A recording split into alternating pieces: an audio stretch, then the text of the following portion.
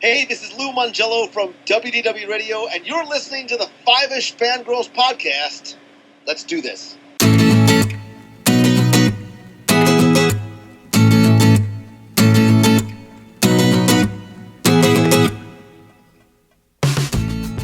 The tangents and squeak continue all the way to episode 130 of the Five-ish Fangirls podcast. If you believe in something strongly enough, we all have the power to change our fate. Welcome everyone to this week's episode of the Five-ish Fangirls podcast. So glad you could join us. Let's start off like we do every week by going on the virtual table and see who joined us this week. This is Brittany in Belvedere. This is Chrissy in Salt Lake City. This is Holly from Wisconsin. This is Mitch in Kitchener, Ontario. And this is Rachel in Indianapolis, Indiana. Hello! We're all here! Yay! We're here! Oh, it's been a few weeks, haven't it? Yeah. Life has It's been nice a to little not nuts. ish. Things have been a little cray-cray Yeah. in the Fangirls universe. One way of putting it. Yeah. Yeah. It's good. It's good to have everybody here. Yes. Yep. Yep. You know, we don't really realize how much we miss each other until we go so long. Like someone's missing every week, and then we have all five of us here, and it's like, hey, we're back to normal, Yeah. sort of. Mm-hmm. So, yep. Yep. We've got a lot to talk about. So We do indeed. we are going Lots to... of good stuff, though. Yes. Yep. So let's jump right into news with convention announcements, as we're wont to do here. So first up, Time Lord Expo, which is still so far away yet so close. So It'll they be have, here before you know it. I know. It's like, oh, October is closer than I think. So they announced 7th Doctor era script editor Andrew Cartmel is going to be a guest. And then also Davros himself, Terry Malloy, is going to be a guest at Time Lord Expo. So both of those are quite excited. So if you're a classic era Doctor Who fan, this con is right up your alley. I mean, there's a few new Who folks, but a lot of classic era people are going to be there. So, especially from the 7th Doctor era. So, and if you have been waiting to,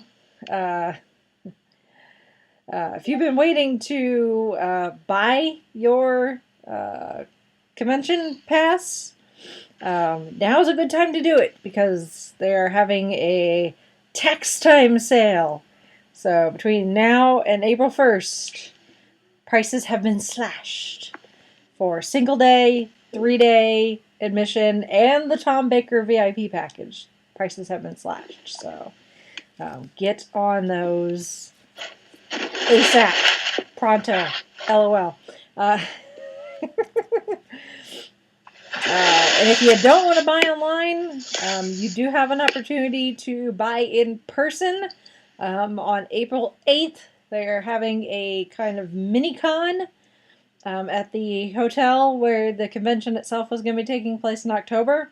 And there will be stuff for the kids to play with. There's going to be a Dalek for people to take pictures with. And then there'll be opportunity to buy your admission and photo ops and all that in person. So instant gratification right then and there. I am planning on going. Hopefully I am able to make it. And if so, I will have registrations for the cosplay contest. So if you want to register right there and then, you can do that too. So mark your calendars for that. Very exciting. Yep.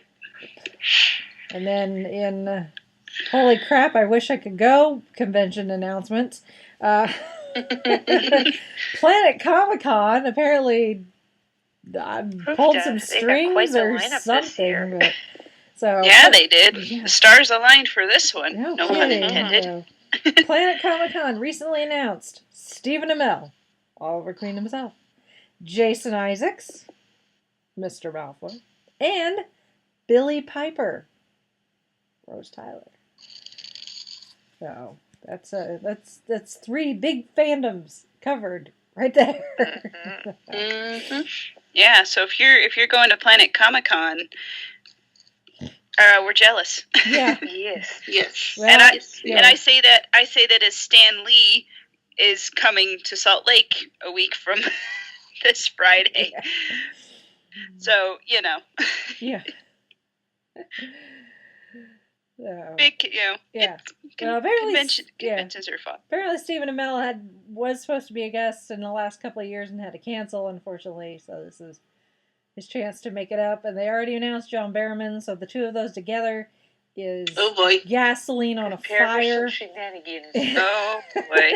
I remember seeing clips of when they were together in New York. Kansas City batten down the hatches. Yes. Hurricanes Barrowman and Amell. Yes, they're coming. At the time, Planet Comic Con, if you hear just kind of an explosion coming from the general Kansas City area, it's probably Barrowman's fault. And Amell probably helped. Yep. Amell brought the matches. Let's say that. Yes. And John just happened to supply the gasoline. Yeah. Oh, my. And then last, but certainly not least, if you want to get a jump start on your planning for Hall of Heroes Comic-Con, which is coming up this coming weekend, the program is available online. So it's got map of the floor layouts and the program schedule, and panel schedule, and that sort of thing. So, if you're like me and you highlight stuff, color code for conventions, now's your opportunity to get a jump start before Saturday. I'm type A personality when it comes to stuff like that. And I also will note, speaking of conventions, I forgot to put this in the thing, but Salt Lake Comic-Con, FanX, they have their preliminary schedule up on their website. I'm trying to remember if they've updated the app yet. I'll have to check on that. But they have some of their preliminary panel schedule. So if you are going, you can check that out. I don't know if it's finalized, but you can at least get an idea of what is going on when, and what your con going schedule is if you're in Salt Lake and coming to FanX. Mm-hmm. So make a note of that. Yep. Highlighters are your friend. Yes, indeed. First year I went to Chicago, program looked like a freaking thing of Skittles. It was so color coordinated. I'm like, goodness. Like these panels, these photo ops, these autograph sessions, notes, postings. And then you get there, like you book yourself solid. Then you get there, go to a few panels. You're like, okay, I forgot to pencil in time for lunch. Yeah. So don't forget to do that. Yeah.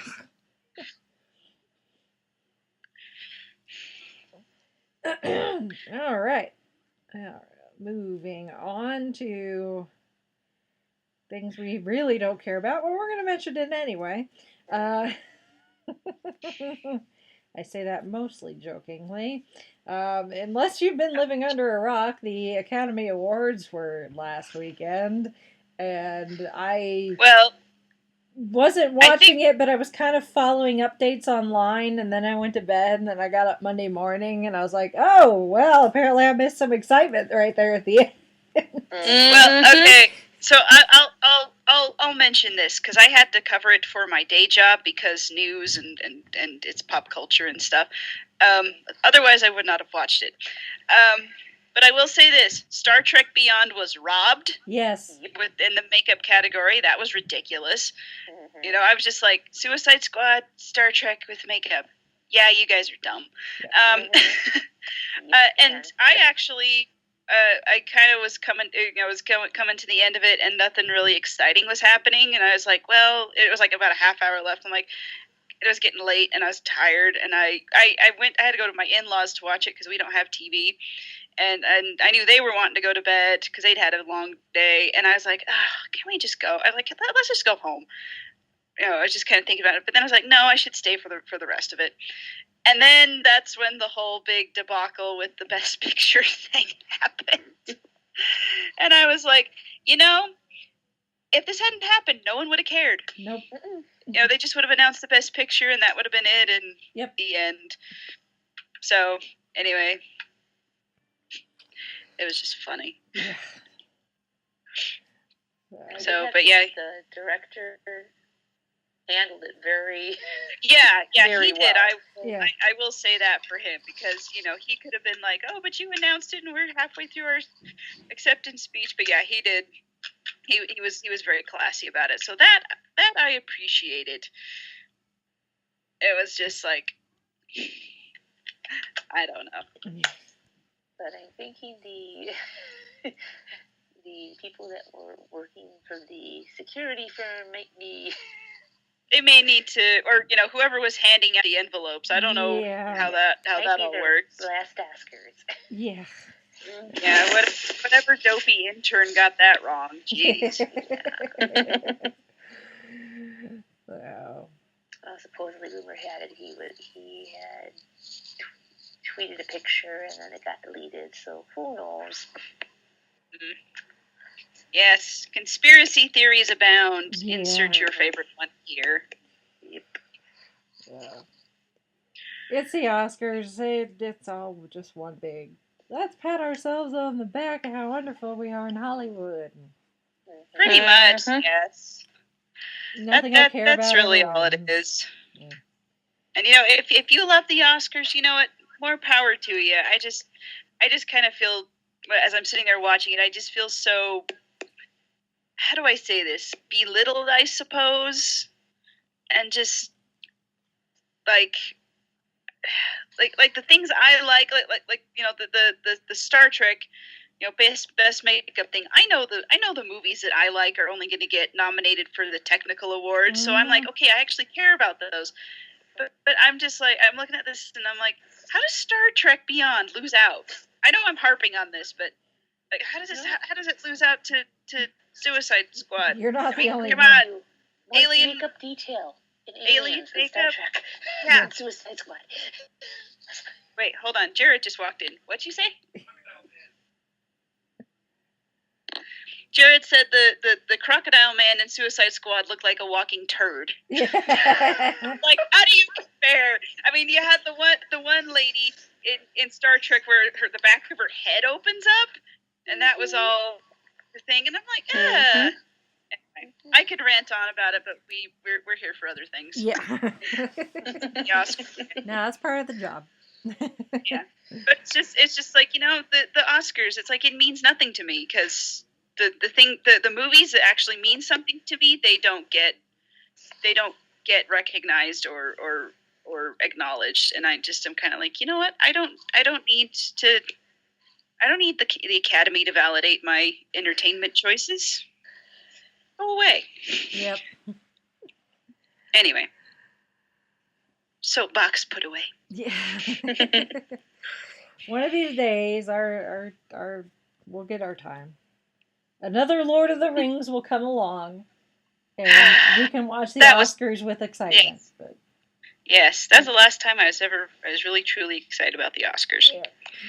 And I was in college. Yeah. Anyway. Yeah. Anyway, congrats to everybody who won. Whether you make sure to keep your Oscar shiny, I guess. Hope you've got a good place to display yours. Yes.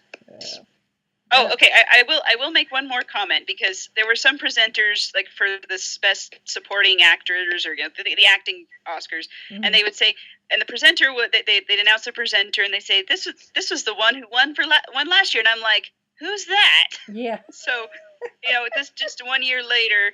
So I guess that kind of tells you, you know, how much staying power some of these people actually have. Yeah.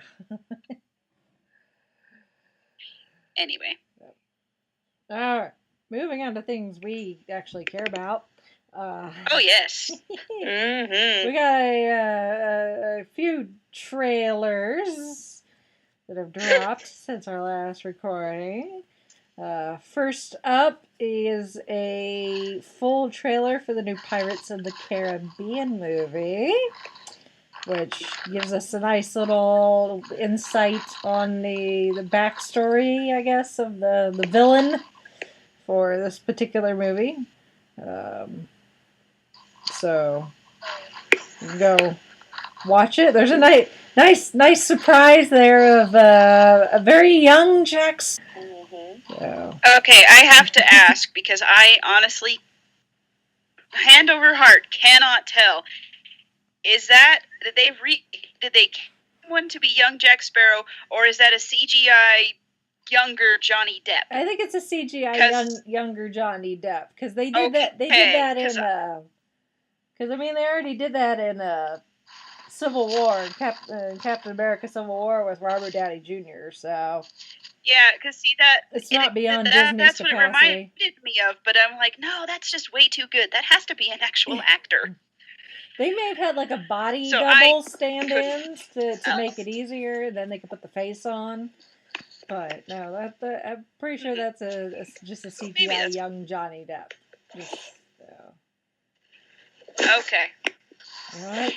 That was my question. They could do it with Robert Downey Jr. They honestly couldn't tell. They could do what they did in Rogue One. So why not? That's a thing they can do now. Why not, indeed? Yep. But we're finally going to get at least some Jack Sparrow backstory. They only took 5 movies. Finally get it. 5 movies to finally do it. Yep. Well. Even though there is actually a children's book series about young Jack Sparrow. I haven't read them. I just remember seeing them. Yeah. So I don't know if that is quote unquote canon, but no just idea. Throwing that out there. No idea. And then this next one is interesting, I thought. Mm-hmm. We now have a full-length trailer for DuckTales, the new DuckTales reboot. So we actually get to see the animation and the voice acting, and the new version of the theme song, which I'm a little bit iffy on. Yeah. But I guess how do you reboot the classic theme song that we all know and have memorized, and can start singing the minute we start hearing that little bump bump bump bump bump. Yeah, I watched the trailer like during one of my breaks at work, so it got stuck in my head. And so I was like singing the theme song while I was walking. I got either looks of like, "Hey, I know that," or I got like, "What is wrong with you?" Well, see, here's my thing. Like, I went back and watched the voice cast, the video that they released to announce who the voice cast was, and they were all singing it along with the old version, and I'm like, this actually sounds better. Why didn't you make that the theme song? Because I'll be honest, I'm not a fan of the teeny bopper pop manufactured sound of it. It kind of feels like they didn't really try very much. But other than that, I like what David Tennant's done with Scrooge McDuck. Mm-hmm. I feel like he's kind of put his own spin on it. It's still the same character, just with a different voice actor. The nephews were pretty funny, especially which one of you is the which evil one's twin? the evil triplet? He is. Louis. Louis just shrugs. I'll clean it. He's like, yeah, sure, it's a fair cop. I'm the evil one. And Yeah. And Launchpad, things never change. Nope, he's still a terrible pilot. Yep.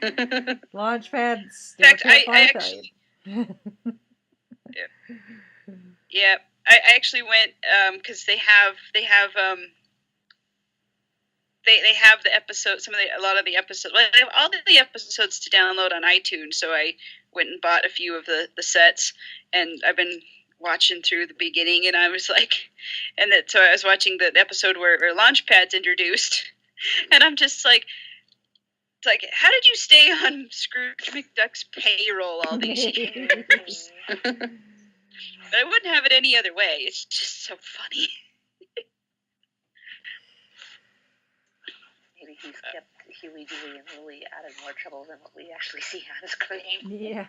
Possibly. He's probably earned his keep that way.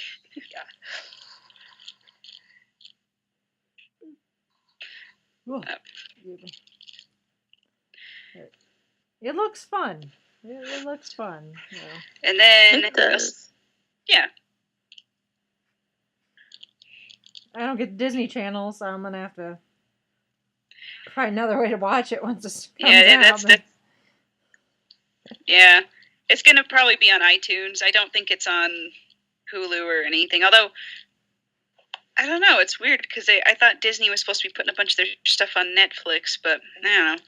But like now they've taken off Star Wars Clone Wars. Was it Clone Wars that got taken off? I don't know. One of them. It's on there through tomorrow as we're recording this. It's supposed to disappear after the 7th. Yeah. So. Oh, which I thought was strange. Yeah. I forgot. I've been watching it too. Oh well, I'll find another way. Yep. Yeah, I'm sure they'll make it available somewhere. Yeah. When you can buy it. But anyway, so there's that, and one more big trailer. Holy cow, trailers! Guardians of the Galaxy Volume 2. Beforehand didn't get you going. This one certainly did. Yep. We finally meet Peter's dad. Yep. It's just at the end of the trailer, so it's not like they give much away, but it's just kind of like, that's the dude. It's Kurt Russell. Yeah, I mean, it's been Marvel's worst kept secret. He was going to be playing Peter's dad, so it's like, but it was just one of those things. It was kind of like he was kind of like Spider-Man in Civil War, where like we kept getting these trailers and there's no Spider-Man. Like, are we gonna not see him till the movie comes out? And then finally, we like right before the movie gets released, we get one last trailer, and Spider-Man's like, "Hi guys." In this case, he's like, "I'm your dad, Peter," and like, what? Even Peter's like, what? Yep. We're all over here like, yeah, bring it on. Bring on the ego. And the scenes with Groot. Oh, yes. I think Groot is definitely going to steal this movie. Oh, yeah. Unless there's something else. While she's fighting. Waving her little hi. It's so cute. Hi. Totally.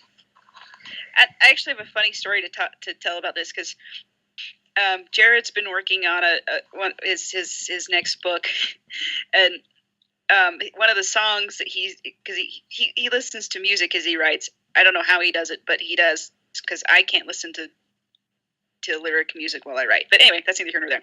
One of the songs he's been listening to over and over and over again is "The Chain" by Fleetwood Mac. So you know, the morning that the trailer hits, I'm still laying in bed, kind of waking up, checking Facebook, because that's what I do in the morning. And then, you know, the trailer's there, and I'm like, oh, I gotta see this. And they're playing "The Chain," and I'm just like, of course they are.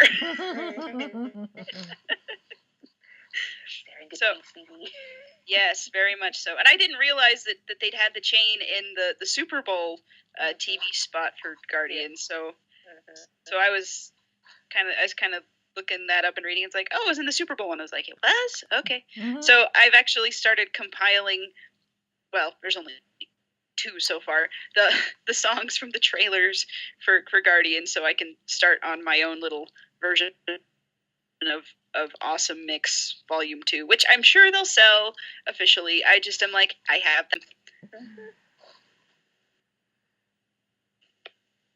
Yeah, it's more than likely the 2 songs we've got so far will be on Awesome Mix Volume 2. So James Gunn has been very, as we've seen with the first one, putting hooked on a feeling and everything. So and there it was on Awesome Mix Volume 1. So yep, it'll be there. And even Awesome Mix Volume 1, there was at least one song that was in the trailers that was not in the movie. So there's that. Yeah. Yep. So yay, all these wonderful movies are coming out and I can't wait. Very exciting. So, also in Marvel, as far as the MCU is concerned, we now have a premiere date for Marvel's Inhumans, at least as far as the IMAX premiere is concerned, because they have said they're going to release the first 1 or 2 episodes in IMAX theaters before it goes to the television. But they have announced it's going to be September 1st. So, the first 2 episodes will be able to be seen in IMAX, and then switch over to TV for the rest of the series. Or I'm assuming they'll probably show the first 2 episodes also on TV, so that would be kind of stupid not to. But that'll be part of the fall slate of television, so come the fall. So. It's a short series. It's not like it's a full series of TV. It's only 8 episodes, so it's almost like a mini series, kind of like Agent Carter. So, but they have started filming. They've announced more of the cast, and they have started filming because I've seen photos of them filming. So it is happening. So, mark your calendars for that. And some housekeeping, because we are in a new month, so we've got a new photo challenge. Yep, and the new photo challenge is ABCs of video games. I've always liked video games, but now I've been addicted to them because I've been sick, so that's all I've been doing. It is an easy thing to do while you're sick. Definitely. Yep. And I totally did not buy a new gaming keyboard and mouse at all today. Yeah. No, I did not do that.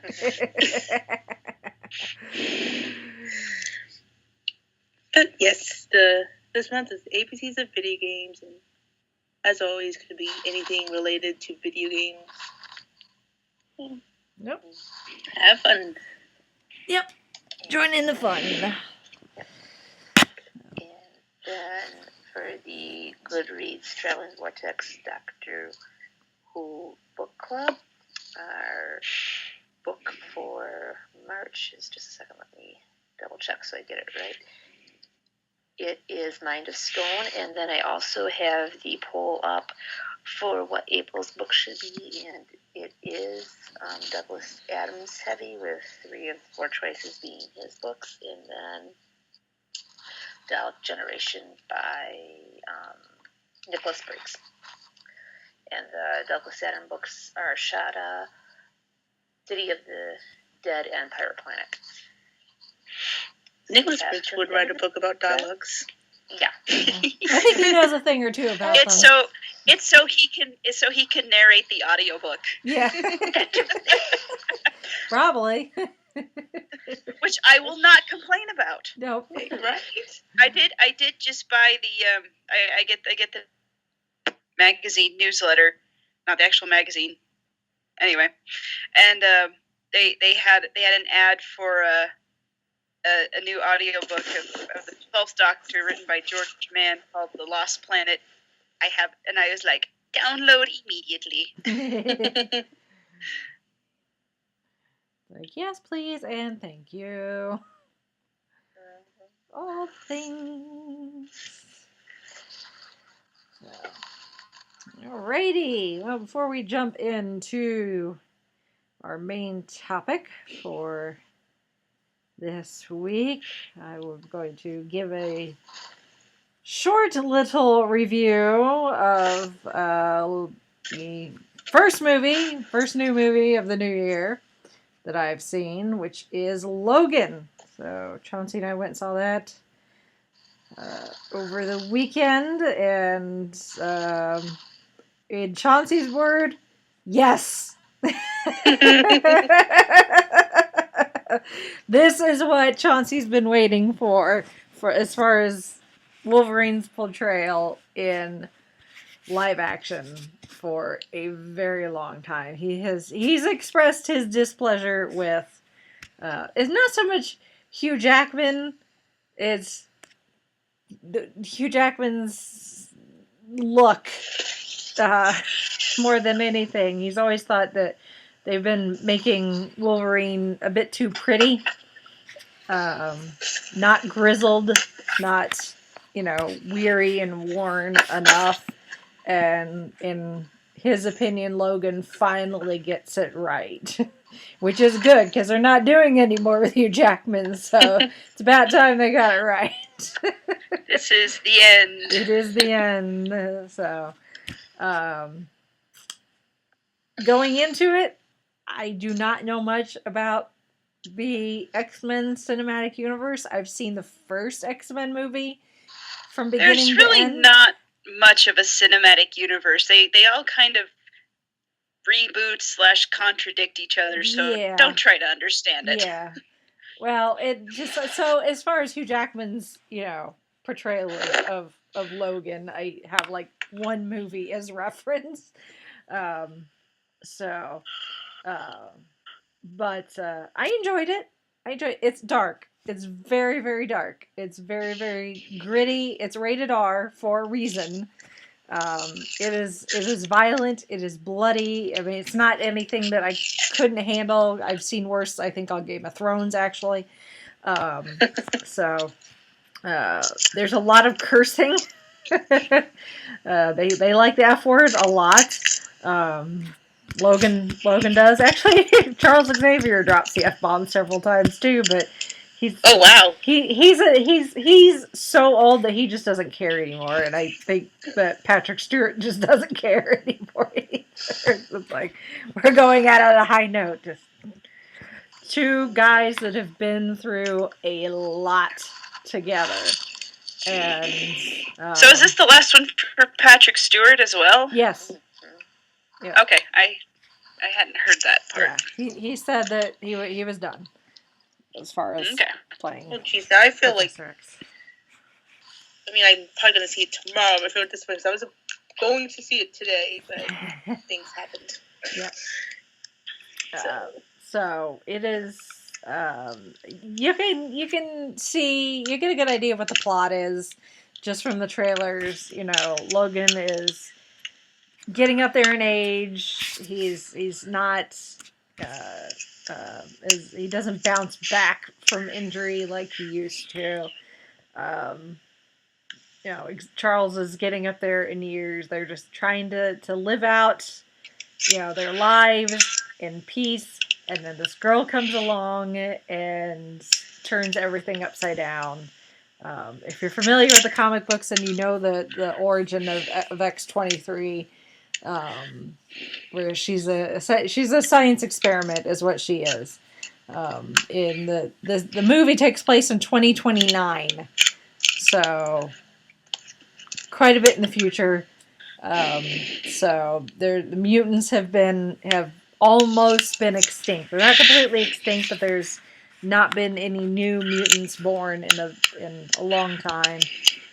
So when this girl comes along and she's obviously a mutant, things go a little nuts. But yeah, if you liked, well, I don't want to say if you like Deadpool, you will like Logan, because I mean they were both rated R, but for different reasons. They're both violent, but Logan was also very funny, and was rated R because of other things. Logan, it's purely for violence and language, as far as the rating is concerned. But like I said, if you watch Game of Thrones, you're not going to have a problem with Logan as far as violence is concerned. Now I'm a little nervous because I was debating whether I could see it. I didn't like Game of Thrones mostly because of the violence and gore. So now I'm like, darn it. Because I do want to see this, but I'm just like, I get squeamish. Yeah, I mean, as far as the type of violence, I mean, most of it comes from Wolverine and this girl's ability. And if you watch the Red Band trailer, where you've got that shot of Wolverine sticking his claws like through the guy's head from the bottom up, right. A lot of it is that. So it's not like guts and stuff hanging out. It's just a lot of stabbing. A lot of stabby. It's a lot of stabby because Logan doesn't like using guns. He even says so in the movies, like, I don't like guns. So the claws are it for him, and the girl, she's got them as well. So that's their weapon of choice. But other than there's one. I don't want to spoil anything, but there's one kill that is kind of gross. I mean, you don't see like guts or anything, but there's a decent amount of blood. So, but for the most part, it's just a lot of stabby. So, all right, I will take that into consideration. Yeah. So, but it's a good cast. Obviously, Hugh Jackman's been playing Wolverine for quite a while, so he knows his character inside out. Patrick Stewart as Charles Xavier, again, brilliant as always because it's Patrick Stewart. So there's the girl that plays the young mutant X-23. She's good. You know, she's good for what the role is. She doesn't speak a lot, so I mean, she does most of her acting is purely facial expressions. So which can be hard, you know, when you don't have words to rely on. So that's good. There's a few surprises. There's one unexpected character that hasn't been portrayed before in the movies, but they're pulled straight out of the comics, so they've tweaked them a little.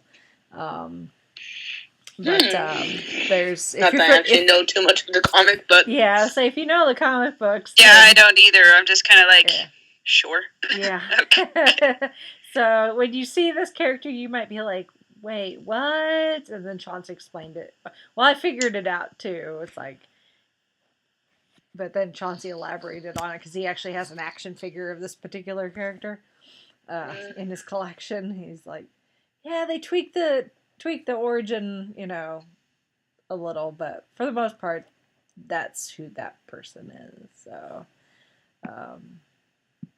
yeah. I mean, it's the X-Men. I mean, the thing with the X-Men and the X-Men universe, I use quotation marks here. You see me, I'm doing quotation marks on my fingers.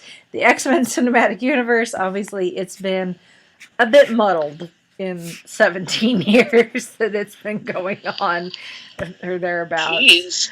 Jeez. You know,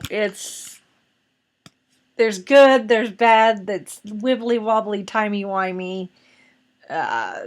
they reference an event, and I don't know if it's something that's been in the movies or not, because I have no idea what they were talking about at all. Because I've only seen one other movie in this. Two, if you count Deadpool. I've seen 2 movies in this universe, if you count Deadpool.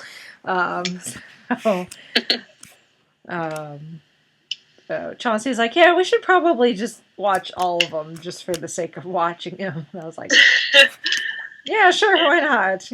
I got nothing better to do. There's no post-credit scene, so you don't have to wait.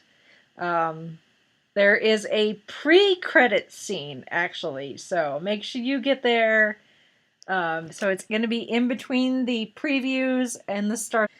It's been shared. It's out there. There's a version on YouTube that's actually longer than the version that gets showed at the movies. So if you want to watch it on YouTube first, because there's a bit in this pre-credits thing that got cut from the theatrical version, and they actually changed one version, uses a different song than the version that's up on YouTube, which was weird. I don't know why they did that. I don't know why they did either thing. I don't know why they just don't, because the whole thing, even the longer version, is like less than 4 minutes long. And the version gets shown in the theater is like 2 minutes and change. Like, really? You couldn't squeeze the other minute 40 or 45 seconds to a minute in there? Like, you got the butts in the seats. Just show them the thing. But, so, yeah. Logan, it's not much I can say without totally getting into spoilers, so. But It's funny. As much as I'm excited to see it myself, I'm actually more excited for a friend of mine to see it, because he has like the same issues of Wolverine as Chauncey has. Mm-hmm. So I can't wait to go to work Friday and be able to talk to him about it. Yeah. So, yeah, Chauncey, just the entire car ride home, he's like, that's what I've been wanting. That's what I've been wanting. He's like, I want gritty old man Logan. That's what he's wanted from the entire time. Is that look. Maybe not necessarily where Logan is headspace wise and as far as his abilities are concerned, but just the look, the gray hair, the grizzly, just, old man Logan. That's what he's been wanting from the very beginning, and he finally got it. So he's very happy. He's happy he got to see it. He's like, yeah, that was really good. I don't know if I necessarily want to see it again, because it's kind of depressing. But we at least saw it once. So. Yeah. Movies 2017, they have begun, at least in this household. Yep. I will say no more before I spoil something. Yeah. Yeah. But good enough. Yep. All right, let's move on to our main topic, which is Once Upon a Time. It's on the spoiler alarm right now. If you haven't seen the premiere for 6B, please come back after you've watched it. Yeah. Yes, do. Although, all things considering, not as... Because, I mean, this is a mid-season premiere, so it's not the same as the season premiere, and it's not a finale, but usually with these shows, even the mid-season premiere, they're obviously picking up where things left off most of the time, but most of them have like some sort of like jaw on the floor, like what the crap did I just see moment that's plot related. This one was very and there was one moment where like, what the crap are we watching? But it really had nothing to do with the plot. It was purely humor. Yeah. Yes. But as far as plot is concerned, there wasn't anything that's like, holy crap. Yep, everything like that could have been was I figure. Yeah. It's probably due to the fact because the last few seasons we had Neverland and we had Oz and we had Frozen and we had Queens of Darkness and they've been split up in these story arcs, and this season isn't. So this is just a continuation of what was going on last fall, which I admit I kind of forgot about. Yeah. I did see the previews for next week, and I'm wondering if they aren't. It seems like they're going to start ramping up. So maybe they decided to do a calm opener and then start putting which I am fine with. I was like I said, I kind of started forgetting what happened last fall, and I didn't really get a chance to catch up during hiatus. I had forgotten about Rumple and Belle's son, and I saw him in the pictures, and I'm like, I feel like I should know that character. He's kind of important. I was like, who's that? I've been watching the previews, and like, I feel like I should know that character. And then I watched the episode, and it's like, oh yeah, that's who that is. Well, and that's what happened. Time since coming back from a break where they haven't done a 2-hour, where they've done an hour recap of what's gone on, and then lead right to the new episode, which kind of stunk. But I kind of made sure to might not be a bad idea to go back and watch the winter finale just for a refresher. Yeah, well, because I remember seeing on Facebook the official Once Upon a Time Facebook page posted a thing that it was like it must have been a sneak peek because it was because I didn't watch it, but it was captioned, "Will Rumble convince Gideon to?" I can't remember what it was because I was like avoiding spoilers, and I was like, Gideon, wasn't that the name of their kid? Oh right, okay, yeah. But then I forgot about it again. Then I was thinking the internet enchanted forest with and sudden Robin Hood. Yeah. Well, even in the episode, they'd mention Gideon's name, and they're like, "Aren't you supposed to be a baby?" Mm-hmm. Yes. Wibbly wobbly timey wimey think. And I'm like, thank you for pointing that out. Yeah. Yeah, I think at this point the at this point the Once Upon a Time writers' room has kind of thrown timelines and things out the window. Mm-hmm. But that's okay because I'm kind of glad they're not so bogged down with okay, now when did this happen? Was it during or pre-curse or after the curse or during the missing year and all these different things? It's kind of like, just tell the story, guys. Yeah. Especially since some of these things don't really have anything to do with the curse anyway.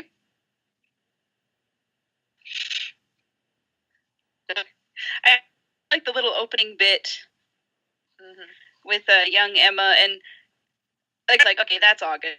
That has to be. And not just because, the actor kind of looked like August, like a younger August.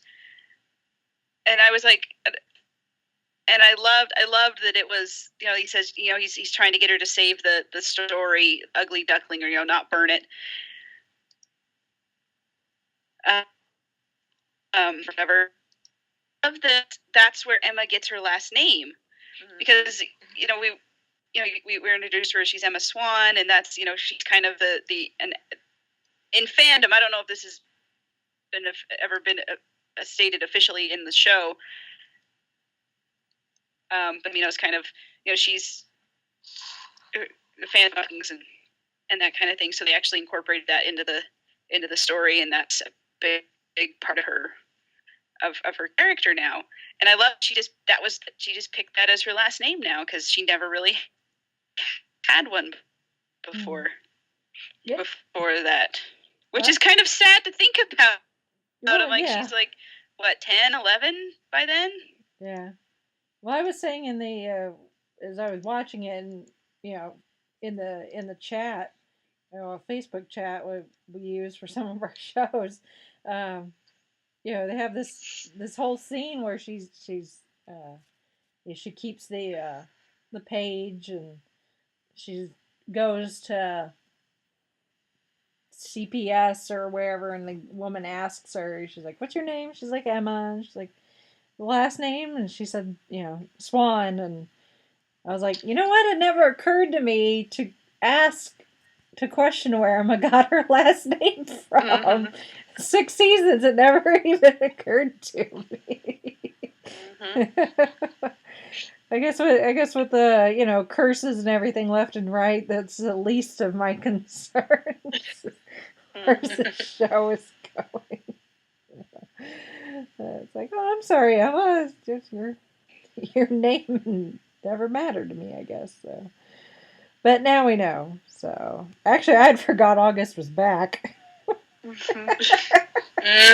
too. She goes to talk to him after they get back from the other realm, and she's like, "Did you know it was me when he came across her when she was little?" And I was like, "Oh yeah, I forgot you were back."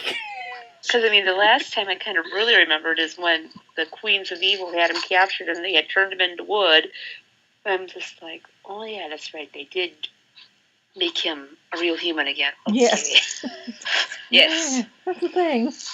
I know. Now I'm like, okay, I need to go back and just rewatch the last season, or the last fall season, just because now I'm, I seeing all this, I'm like, I remember how much I really enjoyed it, even though I had such low expectations initially going in, and maybe it's the low expectations that helped me enjoy it more, because I've kind of found myself kind of getting away from fandom more. Not really. Well, there's various reasons, but just kind of because I kind of feel like I want to enjoy these things on my own terms and not have, other people's opinions in my head all the time.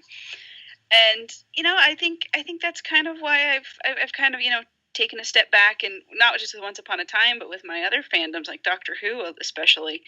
And I'm just kind of like, yeah, this is, let life kind of calm down and actually have fun with it a little bit more. So I don't know. Well, it's also been a while since. It's true. Because Agents of S.H.I.E.L.D. came back so soon. So we didn't really have time to, forget what was happening. But we had, what you would consider, a typical mid-season break, over Christmas and all that, when shows normally go on hiatus halfway through the season. And so it's like, oh, yeah. Stuff happened, but it's been a while, though.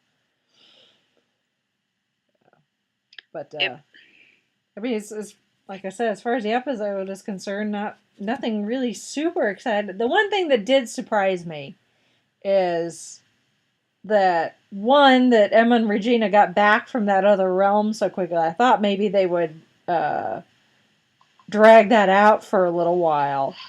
I did too. Yeah, and then I'm glad they did. The fact that as soon as they get back, we immediately go into the vision, the fight that Emma's been having a vision of the entire season. Like, you would have thought that maybe would have been like the season finale. No, they get back from the realm and she's in the street and here comes Gideon and they fight, but she doesn't die. She beats him. I knew it wasn't. I knew it wasn't, as her vision, because she's wearing her jacket and because in the vision she's wearing a tank top and jeans. So she's actually, because I'm like, oh, this isn't. I know it's kind of a nitpicky thing, but it's like, well, this can't be the big final showdown because you're not in the same outfit that you were for the big one. Although I have to say, Gideon's whole thing, like, I have to kill the Savior to get her power, and I'm like, number one, since when did the Savior magic become like Dark One magic that you have to kill them to get it? Right. And number two, why don't ask her for help? Exactly. Yeah. And since when did the Savior become like the Highlander? There can be only one. Yeah. No. I mean, Aladdin was a savior. I mean, yes, he gave up his power, but he was still there. And I'm just like, and I agree with you. He asked for help. You're kind of. He's like, I have to kill her. I have to do it. And it's like, no, you don't. You obviously don't know these people very well. And so you're just gonna charge in and say, "Hi, I'm here to kill you." And I'm just like, really, you glorified boy band reject? Yeah. I mean, think you're Rumple not gonna do anything, kid. Yeah, and Rumple kind of proved that point when he took Gideon aside and said, "Hey, if you think you can take Emma down, you need to take me out first to show that you've got the guts to do it." And Gideon just nope, proved my point. He kind of. This comparison, your mileage may vary. He kind of reminded me a little bit of Kylo Ren and how petulant and bratty he is. Yeah. I'm like, you're going to be the big time villain. Okay. Yep. This will be entertaining. I'll just, pass me the popcorn. Let's watch you do this. Or the kind of whiny Anakin Skywalker. Yep. Pining over Padme. Yeah. Yeah. And the thing is, it's not like Gideon doesn't have power. He has powers. He has magic. He does. Mm-hmm. And obviously it's very strong magic on top of that. But for some reason he is convinced that the only way that he can kill his grandmother, because that's what he's trying to defeat, is for him to somehow steal Emma's power. It's like, you got some seriously messed up logic there, kid. Now, just to jump ahead a bit, very much. How many of you were concerned when Gideon went to the clock tower? Because I was a little bit, because I thought, a couple seasons ago, that's where Rumple hid the Dark One's dagger. I was just like, maybe he went back to his old hiding spot. Oh, crap. Yeah. I was like, he just decided to have a temper tantrum and blow out the... He just needed a spot to blow off some steam. Just like Kylo Ren with his little meditation room where he can talk to Darth Vader's melted elements. Yes. Now, how much you want to bet there's going to be a petition going around? Hi, Grandpa. Yeah. To save the clock tower of Storybrooke. Instead of a lightning strike, save the clock. Gideon's temper tantrum.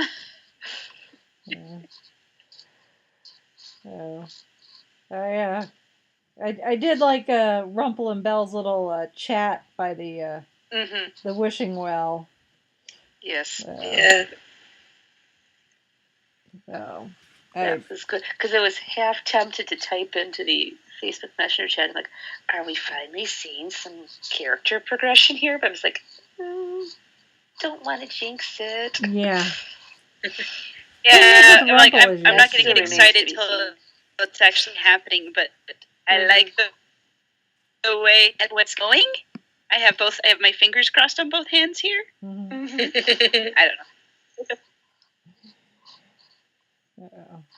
Would be nice. You don't know with Rumple. That's the thing. That's right. That is true. He's like he's over here doing, pulling rabbits out of a hat, but in secret over here he's stealing your wallet. Right. Yeah. Focus on the right hand, but don't pay any attention to what I'm doing with my left. But at least it seems at this point that he and Belle have reached some sort of agreement that they obviously need to work together if they have any hope of saving their son. And that's kind of the theme with this particular episode, and I think where they're going with this half of the season is, your fate. Do you just let yourself be resigned to your fate, or do you try to change it? And that's where Emma is at the moment as far as her headspace. She's had this fight with Gideon. We probably will get to the one that actually matches the vision she's been having. And whether it will, it'll go the way of her vision, or she'll be able to change it.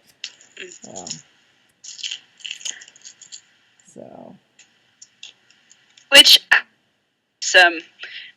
I have had this bee in my bonnet, so to speak, about the villain. I don't get my happy ending because I'm the evil queen, and I'm just, tearing my hair out over here, going like, this whole show has been about choices and you're changing and things. So Emma finally just says, at the end when they're going back and she's gonna bring alternate universe Robin Hood with her, and Emma's just like, it's like, you're gonna change your fate or not.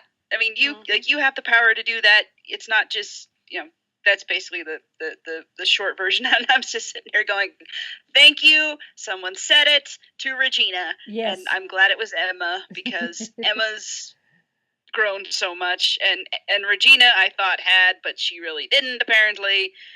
So I'm just like, yes, let's get all these people to change, to stop accepting, quote unquote, accepting whatever destiny has in store for them. And, screw destiny. Just do your thing, and I'm very glad that worked to bring back a alternate universe Robin Hood. Although introducing him to Storybrooke all over again, that's gonna be fun.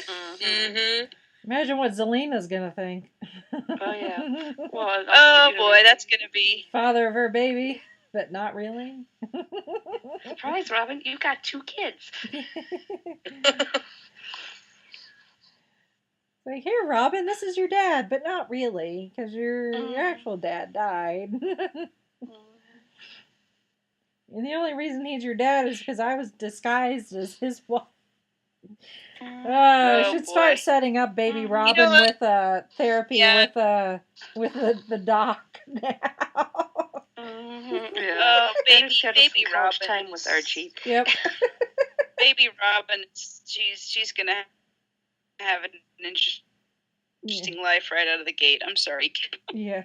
Like I said, just start her start her tab at Archie's now. So. I hope she doesn't turn evil because of all of this. I don't think she will, but I'm just like, we've already had one offspring go a little wonky because of parental weirdness. Let's not do another. Yeah. Been there, done that. Got the T-shirt. And how do you think it's time for Charming to take 5? And let Snow take over for a little bit. Yeah, I was kind of waiting for him just to kind of pass out from sheer exhaustion after all that running around. I was like, okay, dude, at some point you just have to go to sleep. I don't care if you wake your wife up or not. Just go take a nap. It's probably going to explain why it looks like he's going to be next week. Kind of losing it, yeah. Like David's reaching the end of his rope. From the looks of the preview for next week, so. Jeez. Yeah. Which it was bound to happen eventually. The Charmings have been through a lot of crap, putting it mildly. And some of the stuff, they've been kind of burning the candle at both ends of this. Both ends, so something's got to give. A little bit. Yeah. And I'm kind of sitting here going like, okay, Killian's there, Emma's back, Regina's back. There are people here who have things under control. So guys, just take a break. It's okay. Yeah. Maybe. But I'm wondering too if maybe Charming's. Go ahead. I was gonna say maybe David's been hanging out with Oliver Queen. Yeah. Or don't do that, Charming. Or he's still got that mentality from the Knights of the Round Table, and I'm the head sheriff since Emma's been gone. I can't hand over the reins quite so easily. Yeah. We'll be getting the pry bar real quick here, David. Yeah. Yeah. So based on the previews, it looks like he snaps at least a little bit, and Killian gets the brunt of it, and Killian's not going to stand for that. Yeah. No. The in-law relations are going to be a little strained. Yeah. Yes.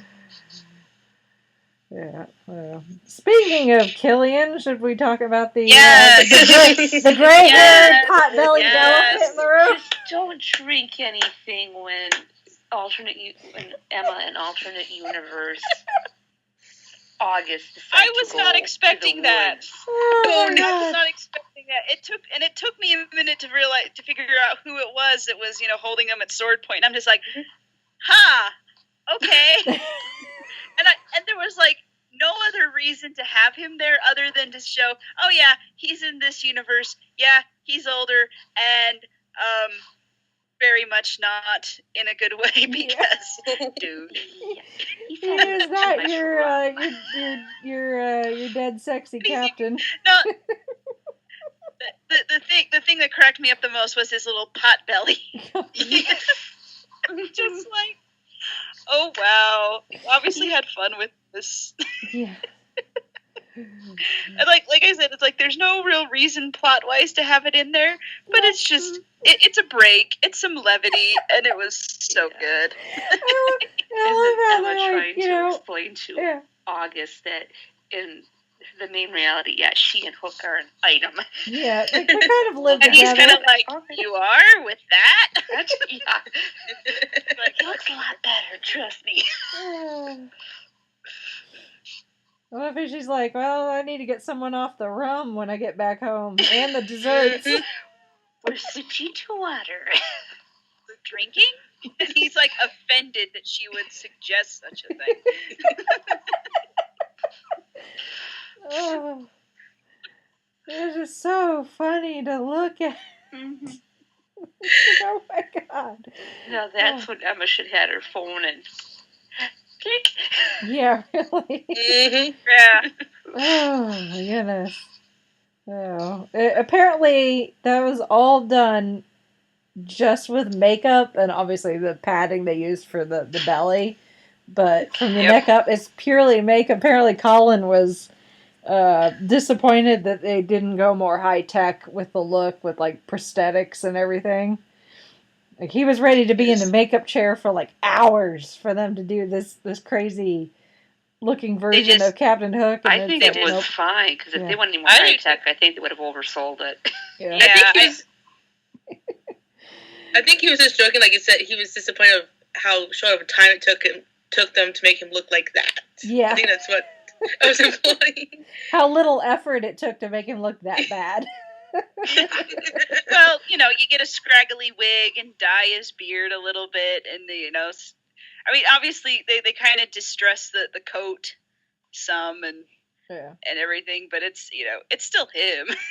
Well, yeah, and I think it is so funny. Oh my goodness. Oh, I laughed so hard. so hard.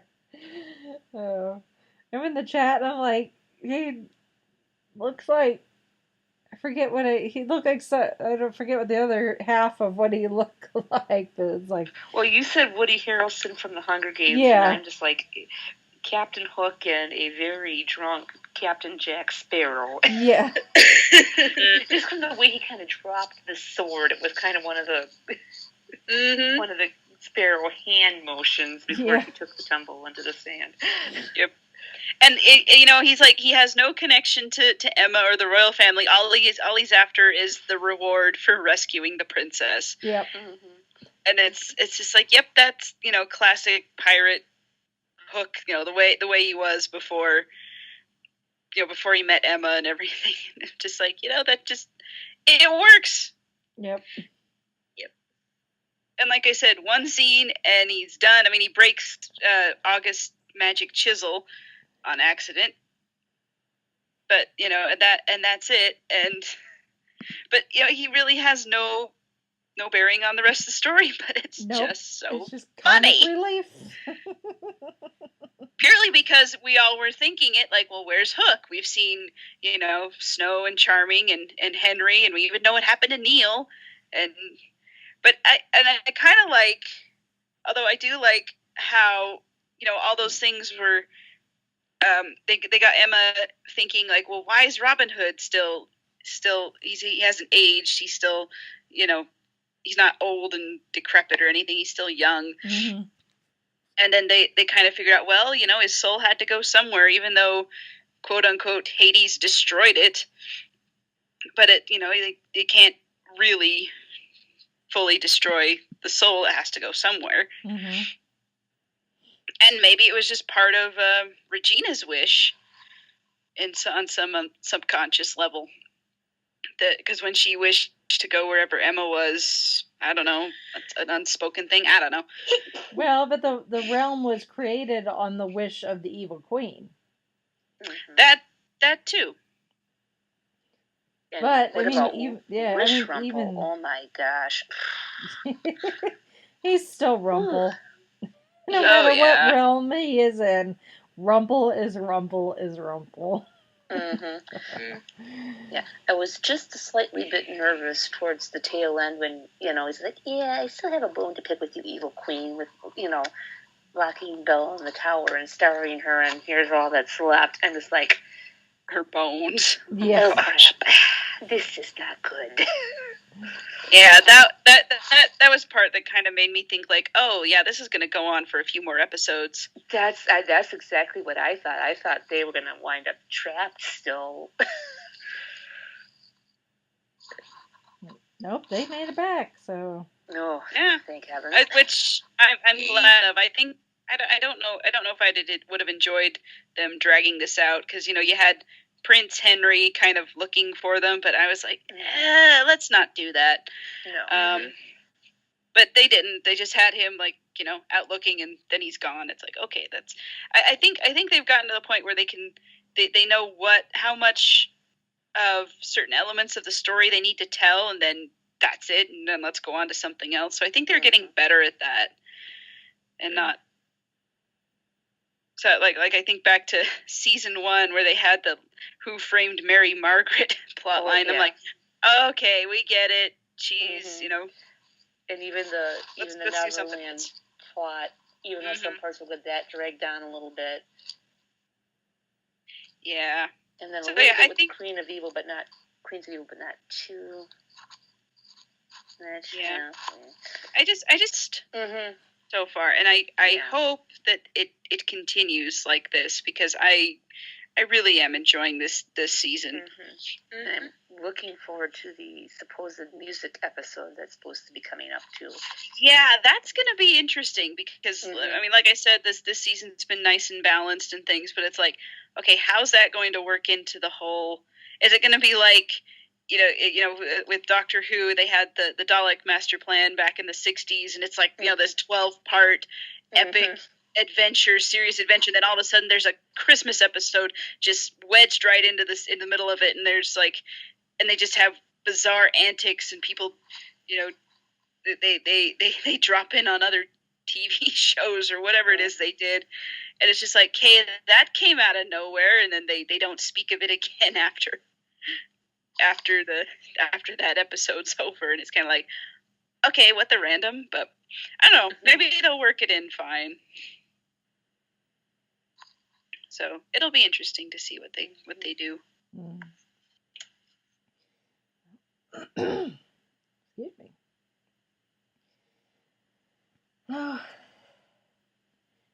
Same old in Storybrooke. Yep. Same stuff, different day. Yep. For the most part. Yep. That's the way we roll. Yep. So a pretty calm opening for the spring season, I guess we call it, the spring whatever, and I'm not complaining. I'm quite looking forward to it. And at least that gives us something to watch on ABC while Agents of S.H.I.E.L.D. is once again on hiatus. Yeah. Just reminds me I have to catch up on that. Yeah.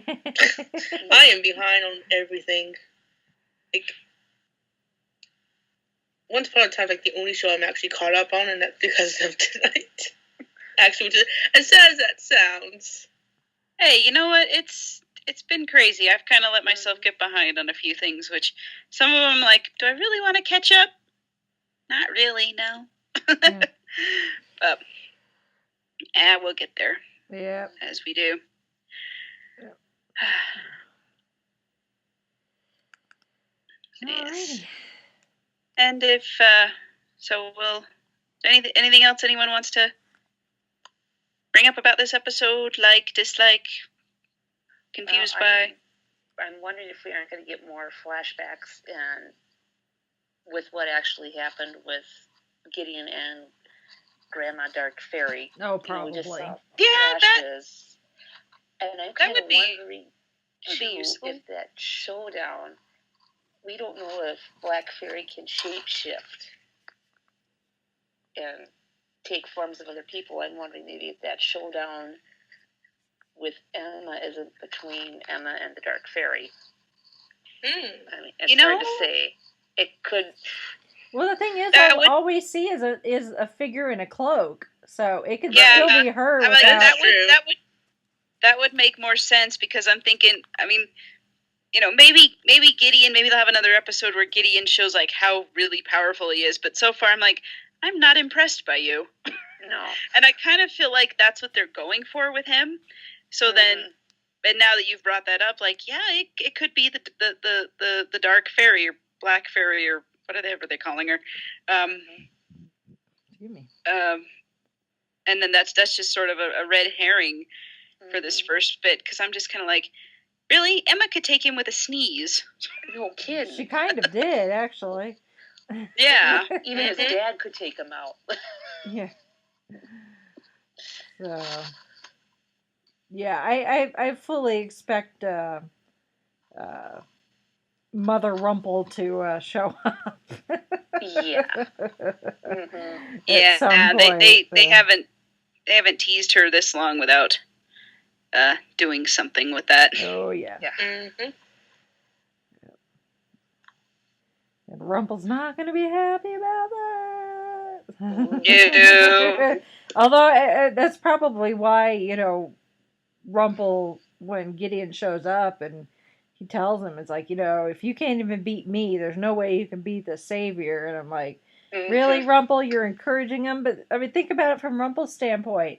If Rumple can help his son defeat Emma, that gets rid of the Savior. And if Gideon's plan works, that also gets rid of Rumple's mother, who he hates with a passion. So for Rumple, it's win-win. No more Savior, no more crazy mother. Yeah, but I'm sure he's also thinking, okay, Savior is also mother of my godson, related to half the townspeople, need to be careful, lynch mob. Well, that's true. But... Although the whole thing with Henry, Rumple's never really been that attached to him. No, true. Which is odd because of how long he took, you know, like all those years he took looking for Balefire and found him, and because that's what I thought at the end of season 3. Like, oh, you know, Rumple's actually going to kind of be, you know, try to be a part of the family, be a grandfather to Henry, and, you know, be a decent, upstanding guy. And nope, that didn't happen.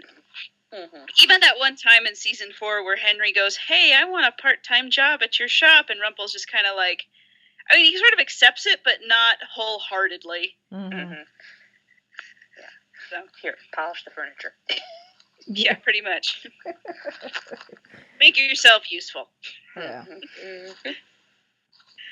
So, I don't know. Rumple is an interesting character. He claims to love his family, but then his actions demonstrate otherwise. Yeah. Which I'm sure he really does love his family, just not very good at showing it. Yeah. That's Rumple in a nutshell. Yep. Yes. And when I say not very good at showing it, he goes out of his way to be a jerk. Yeah. Yes. Yeah. I love you. Here, let me push you over the edge of the cliff to show you how much I love you. Yeah. Yes. Pretty much that. Pretty much. But now I think we've gotten used to that whole, our expectations for Rumple have been very, very tempered. Yeah. And we're just kind of like, yeah, that's just Rumple. Don't expect anything too great and wondrous from him. Hope is dwindling. Yes. In some cases, it's already gone. Yeah. But anyway.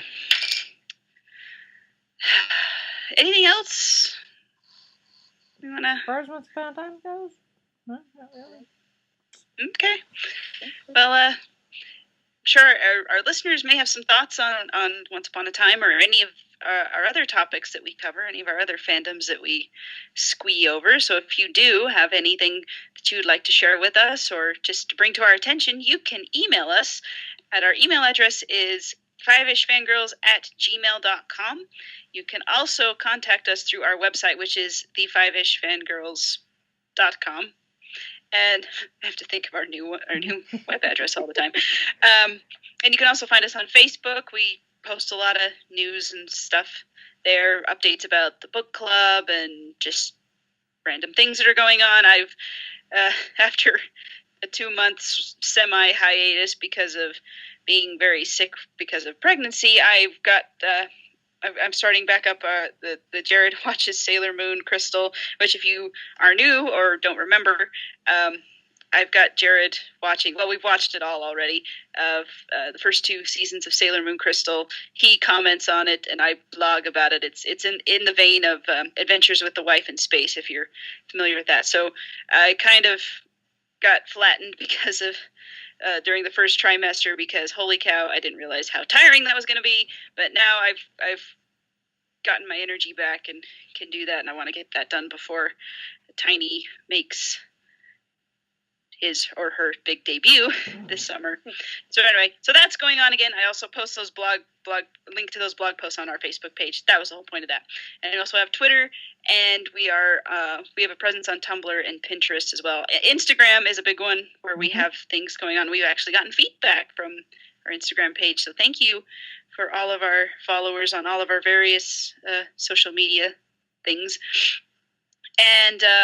And also, if you would like to support the show financially, because it does take a little bit of money to put out a podcast, and we have a Patreon account where you can support us through there. And as always, we thank our Patreon supporters who so generously give of their means to help us that way. And you guys are awesome. Someday I hope to meet you so I can give you a hug or a high five, handshake, whatever you like.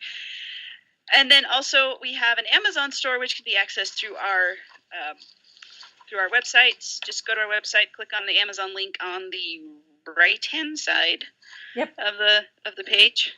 I always have to think which one's my right, which one's my left. But you click on that if you're doing any shopping through Amazon. Get there, and whether or not you buy what is in the store, we still get a referral kickback from Amazon because they're awesome that way. So that you don't pay anything extra. We get a little something to help us with the podcast. You get your awesome order, whatever it is you ordered, and everybody wins. So happy day. Mm-hmm. So that's where you can find us. That's how you can support us. And thank you for listening and watching. Oh, we also have a YouTube channel that stuff gets put up there, and then also review us on iTunes and Stitcher and Google Play, all those fine places where you can hear this glorious podcast. Mm-hmm. There. So, and make sure you are following us on social media, because this coming weekend is Hall of Heroes Comic-Con. I will be there, weather permitting. It's been like 50, 60 degrees, raining. They're talking about maybe upwards of a half a foot of snow this weekend. So. Ew. One was. I have my ticket, so I've paid to go. So I'm going to try my darndest, weather permitting, to and some other stuff that hopefully will not get in the way. So I do plan on going. So if I do make it, if Mother Nature decides to cooperate, I will be there. So I will be posting on Instagram mostly, because I just. But then everything on our Instagram goes straight to our Twitter as well. So if you don't have Instagram, do not fret. If you're following us on Twitter, you can still play along. So, but I'm excited to see how this first year con pans out. So should be an exciting time. I assume you'll have a report for us. That will be next time. That's what we shall be doing next show. So if you miss out on social media, we'll have a full recap, and if I don't happen to make it, we'll figure out something else to talk about. We always have backup plans, so we're good. do. But hopefully the weather will cooperate. Yeah, so next few weeks actually are going to be pretty con heavy, I think, as far as our shows are concerned, because I've got this, and then Salt Lake Fan X is the following weekend. So. Yep. So should be exciting, and then of course the links to any and everything are also available. Oh, and I want to mention, and I will make sure to bring this up again, and I'll post another thing on the Facebook page and everything. If you happen to be in the Indianapolis area, or even if you're not, on March 25th, speaking of events, at Who North America, they will be having a fundraiser for a couple of Make-A-Wish kids. So KJ, who is a DJ in the area, she's super cool. She's a huge nerd. Big nerd, big Doctor Who fan and comics and all of that. She's a super nice gal. Has started doing fundraising for Make-A-Wish kids.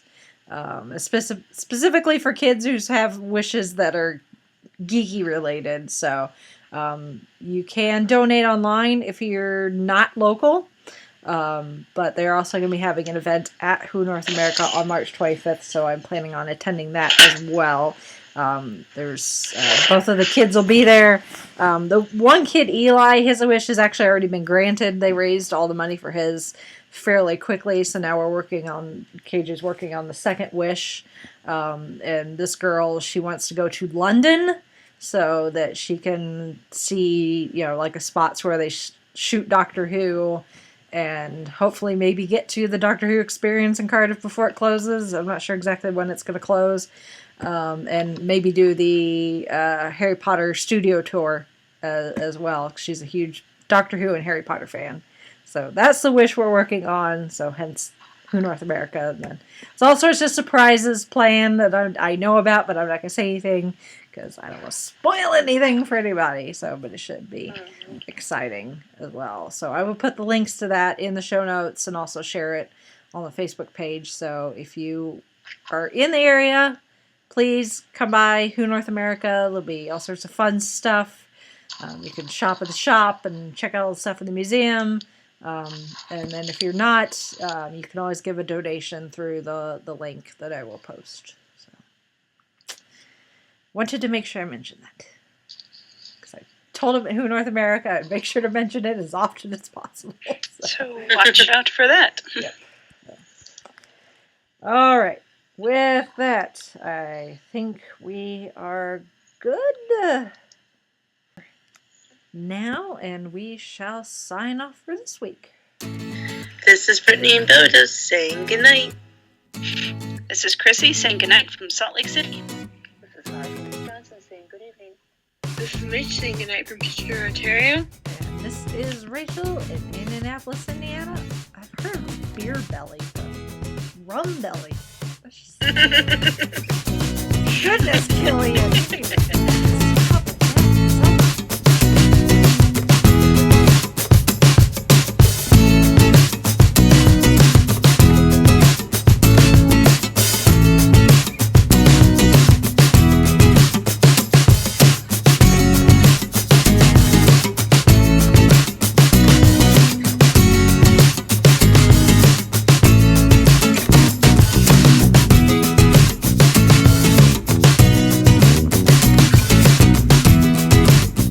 have been listening to the Five-ish Fangirls podcast. Any and all movies, books, games, and other forms of media mentioned are owned and operated by the respective copyright holders. No copyright infringement is intended or implied.